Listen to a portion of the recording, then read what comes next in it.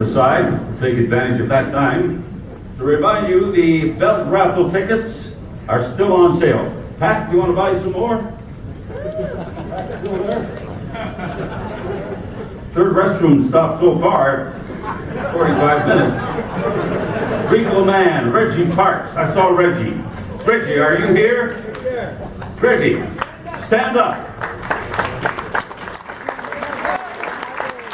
Here's your trophy prize.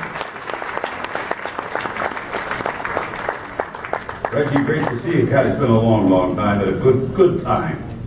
Donated for this raffle tonight, and those tickets are going to be on sale, I believe, just momentarily, so pick them up while you have the chance. Susie, congratulations. Talent Relations Exec Mark Carano, you got to be happy with that. One of your own, right? Yeah.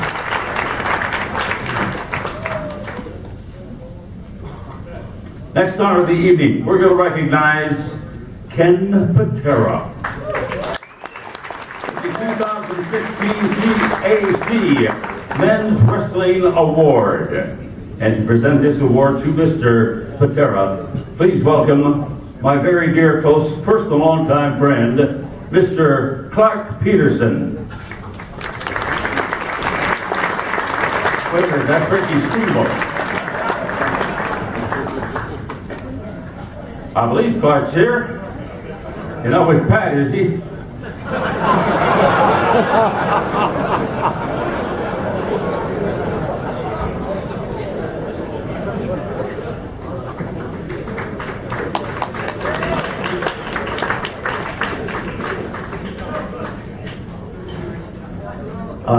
Ken Patera is really here. He just went out for a little bit and he'll be right back. So he says, please go ahead with the introduction.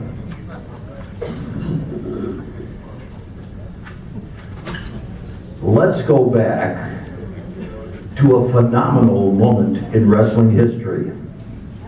Nobody expected Andre the Giant to be body slammed. Yet, that's what tonight's honoree did. And Andre was shocked, and a sudden hush emanated throughout the crowd. One other, Hulk Hogan, slammed Andre once, but our honoree slammed the Giant 6 times. You want proof he had such power? In 1972, at the Senior Nationals in Detroit, he became the first American to clear and jerk over 500 pounds above his head, and the only American to clear and press over 500 pounds also above his head. This Olympic great is one of the most highly decorated weightlifters in Olympic history. Therefore, it was only natural for our Olympian to team with fellow Olympian Brad Ringens. You guessed it, they were called the Olympians, and became the AWA World Tag Team Champions in 1989. That was our honoree's second World Tag Team Championship. The first came in 1983 as the Sheiks. Jerry Blackwell was his partner, and they were managed by Sheik Adnan El Casey. Our honoree's Sheik's name was one of the most wild, bizarre, outlandish names of all time. He called himself Sir Lawrence of Arabia. Back to another of his well over 600 matches with Andre. The Giant did a lateral press on him, but our powerful honoree launched his 500 pounds up and then between the second and third ropes and out onto the arena floor. As pro wrestling's world's strongest man, he wrestled the best. A highlight of his single title reigns was in 1980. Simultaneously, he held the WWF's Intercontinental title and the NWA's Missouri Heavyweight Championship. Again at the same time, those were two very prestigious titles of that era. And now, I present pro wrestling's world's strongest man, the world's strongest man, the incredible, the amazing Ken Patera.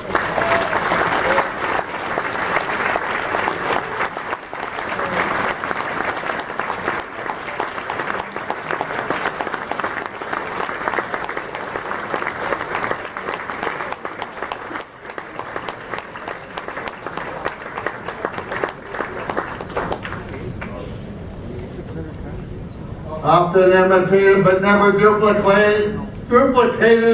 You have another beer? I'll tell you, some of us have a tendency to do that alcoholic beverage type thing. And tonight is no exception. Although tonight's an important night. One of the first guys I saw when I came in here a couple days ago was my friend Howard Finkel. There he is. Give Howard a big hand. Yeah. I met Howard when I started with the WWF back in 1976. We were doing TV out in Allentown, Hamburg, and those type of places.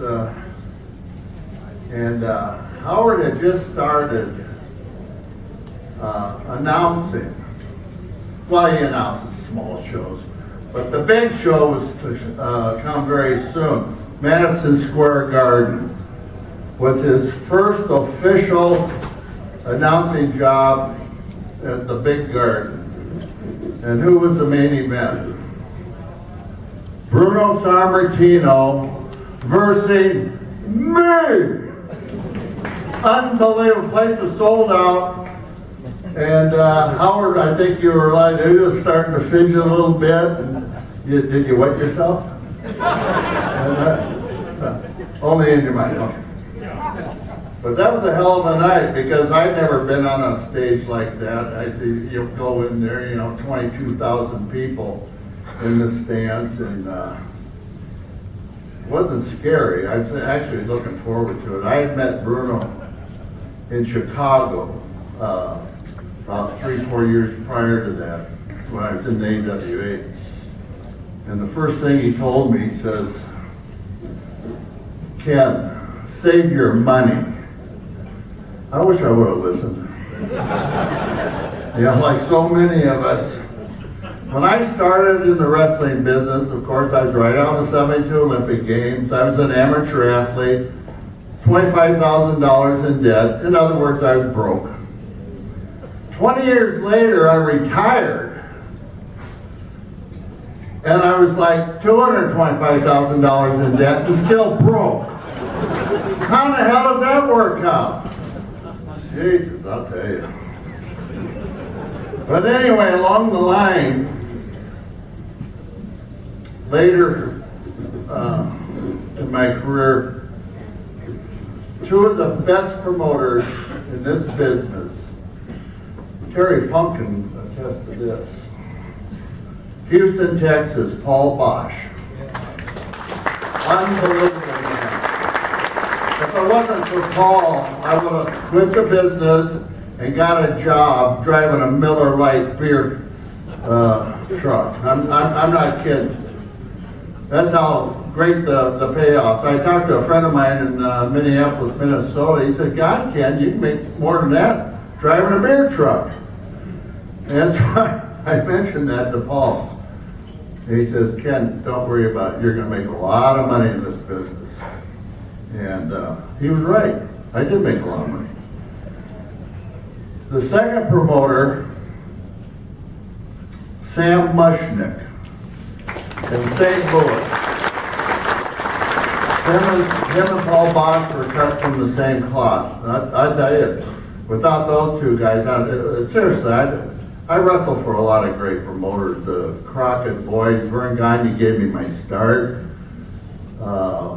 And it can go on and on. When Vern Is this squeaky or is it me? My brother, Jack Patera, was defensive line coach for the Minnesota Vikings at the time, 1968. And I called him. He says, "What do you want to do when you're done with all this weightlifting stuff?" I said, "Well, I want to go to the 72 Olympic Games first, and the Pan American Games in 71. He says, "Are you sure you're going to make the team?" I said, "Yeah, I've already set 74 national and international records. Why wouldn't I?" And so he says, "You know, I have a guy here in Minnesota. His name's Vern Gagne. Have you ever heard of him?" I said, "No." We grew up in Portland, Oregon, so we didn't get AWA tapes out in Portland, Oregon. But one thing led to another.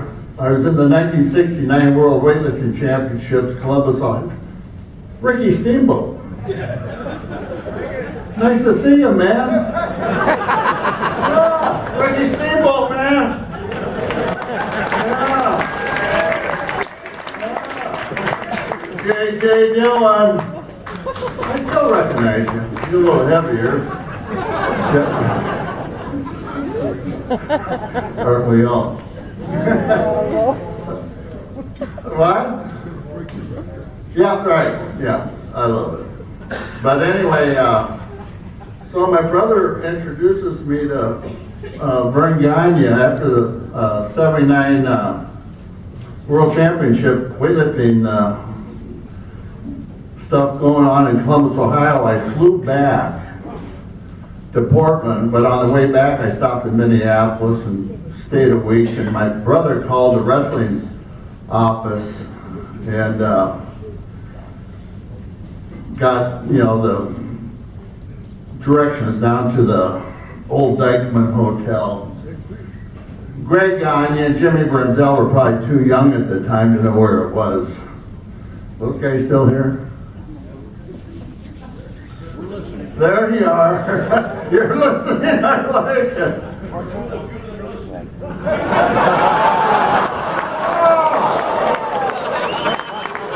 That's a good one. And I told you guys I really enjoyed your presentation last night. I take it back, you asshole.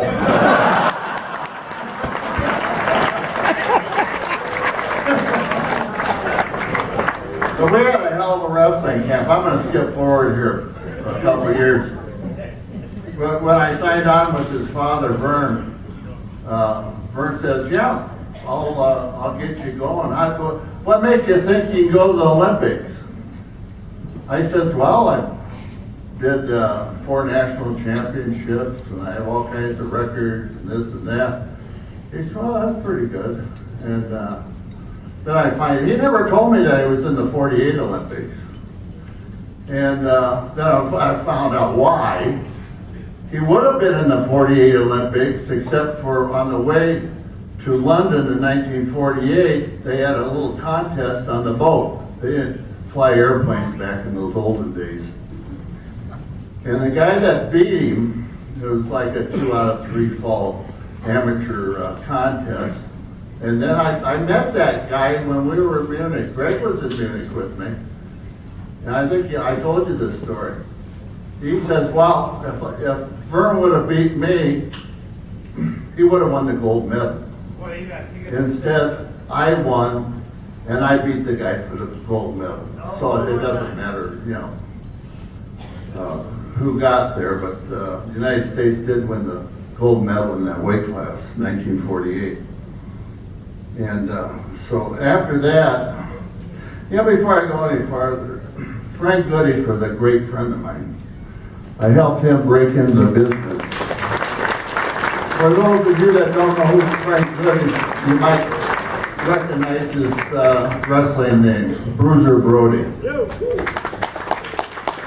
Great guy.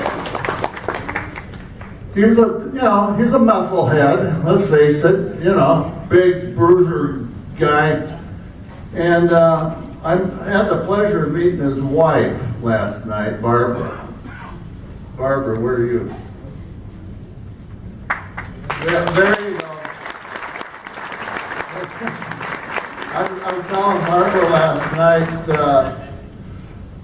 Bruiser asked me, you know, when you drive down to San Antonio on your way to Corpus Christi and whatnot, he said, could you stop and stay at my grandmother's house? She passed away a couple weeks ago, and I hate to see, you know, somebody break in there. So I always left the key above the back door. So every Wednesday when I went through there, instead of getting a motel room for $6 a night, sort of got $6. I go around the back, reach up, grab the key, open it up. Never left a mess. Sometimes I might have made a mess, but I always cleaned it up. And so that was the start of a great friendship. And then, you know, a few weeks later, I was telling Barbara, I said, Frank would pick me up in this little English car. It was about this big. At that time, I weighed 310, and Bruiser was about 295. And it was a two-seater. And there was no roof on it. I can't get over this. We're going down the freeway. I think the top speed was about 60. But we had to be averaging like 80, 85 in order to make the show on time. So, but we still made the show on time, but how, I have no idea. And then that happened for a couple of weeks, and after that I said, Bruiser, I'm going to drive. I had a big 98 Regency, you know, Oldsmobile. The only problem with that car was when you hit 106, the keys would start to jingle. So you either had to go over 106 or under 106. True story. So,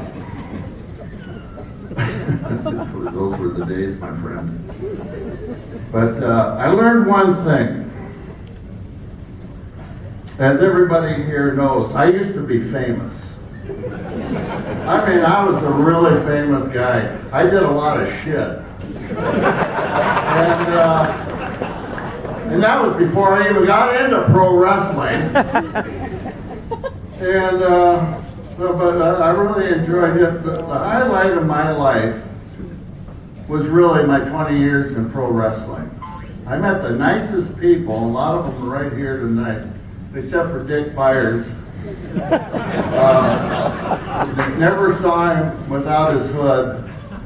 And this afternoon I said, Dick, the best 2 out of 3. He said, let's do 4 out of 5. I said, can't believe it. He said, you still lifting weights?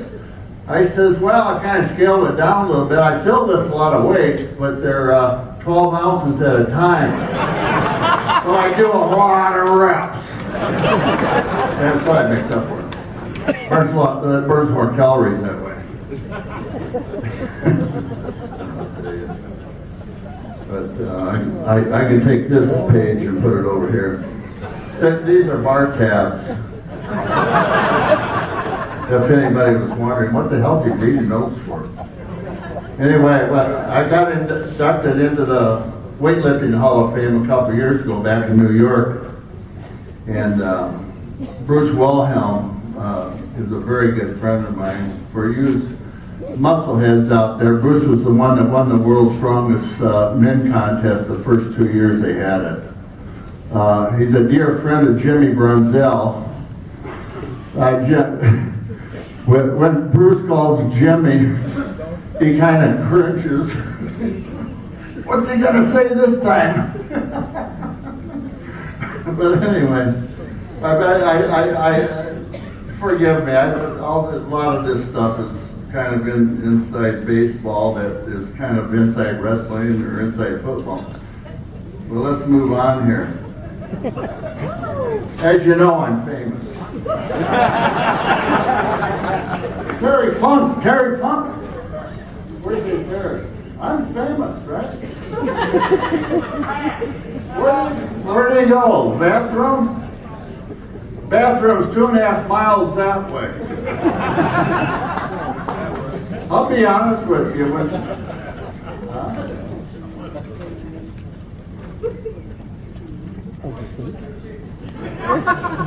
Will you wake up? Jesus. Anyway, I was going to say something that was a little off color, but I'll pull it back. Jesus.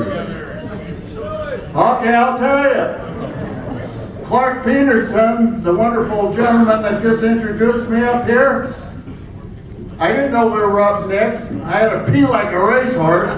Well, the toilet's 58 and a half miles to the left. I made a beeline right over the hallway there, opened the door. Thank God it was unlocked. Opened it up, I peed in the corner. What's one to do? I don't want to pee under the table.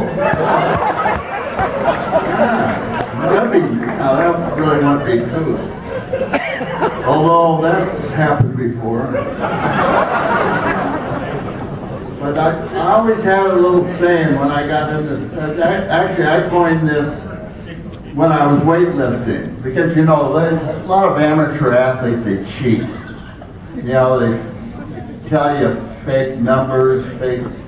If you're a shot putter, discus thrower like Mr. Orndorff was, you know, we all lie about how far you throw the discus or how far you throw the shot, you know. Nobody gives a shit anyway.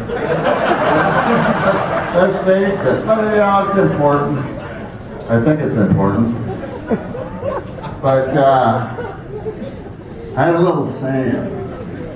Win if you can, lose if you must, but always cheat. You know, that's the way we do things in America, mean.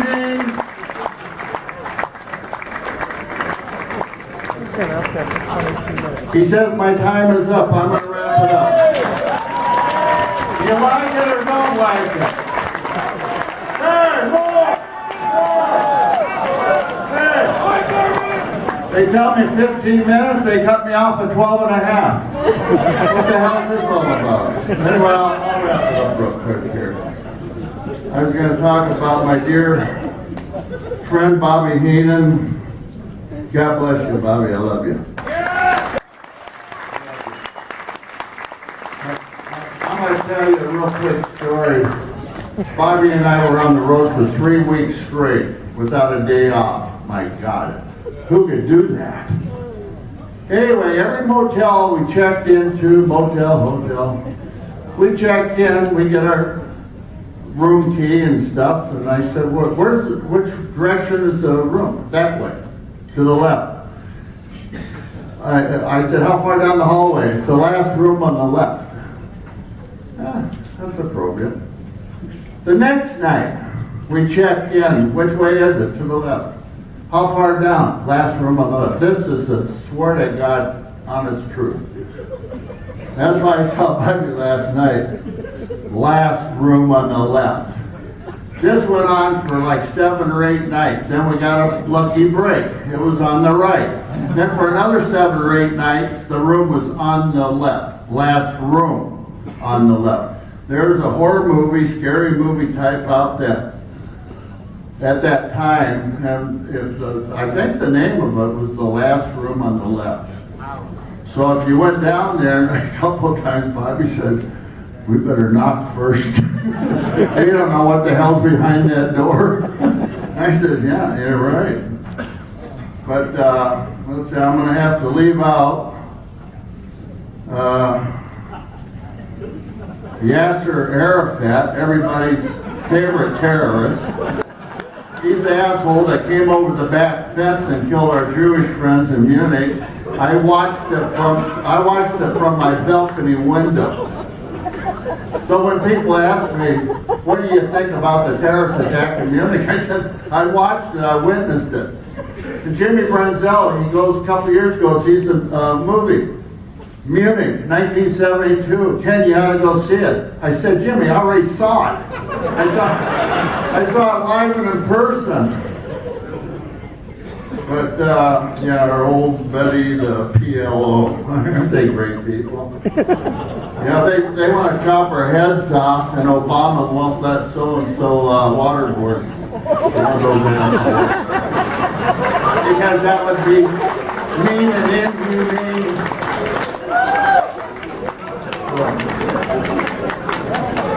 Gene, how you gonna take care of this?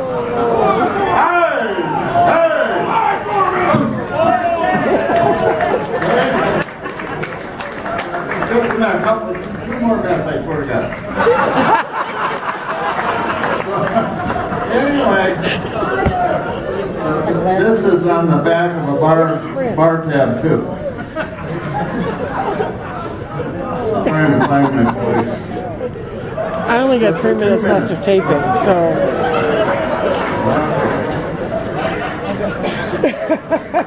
I'd like to thank, I have several friends that flew down here from Minnesota to be here, and they're huge wrestling fans. As a matter of fact, most of them went through my wrestling camp back in 2000, 2001, when I thought I was going to overtake Vince in the TV ratings. Anyway, Wade Olson, his father, Manly Olson, stand up, guys. They're all over my table here. Neil Isaac, known as the Dakota Kid. Clark Peterson, you all met when he introduced me. Jason Bates of the Bates. No, it's not the Bates. Anyway, his wrestling name is a Street Fighter. And Bob Remus. Sarge. For those of you that didn't know, Sarge's real name is Bob Remus. Hey, I called you up, man. And, of course, the high criers. Jimmy Brunzell and Greg Gagne. Should I throw Terry Funk in there? Yeah. Anyway, our wrestling camp, this will be the last. When I got into business, right after the 72 Olympic Games, I came back to Minneapolis with Greg Gagne. Greg and I were over there touring Vienna, Austria, and some of the other poo-poo European countries. And so we hurried back to Minneapolis to start his father's wrestling camp. Well, in the meantime, Ric Flair and I were renting a house over in South Minneapolis, which actually was the original Animal House. When I was training for the Olympic Games, I got about 2 hours sleep a night because Rick would start his parties at 2 a.m. and wrap them up by 8. Thank God, because that's when I had to be at the gym to catch a workout. But that's it.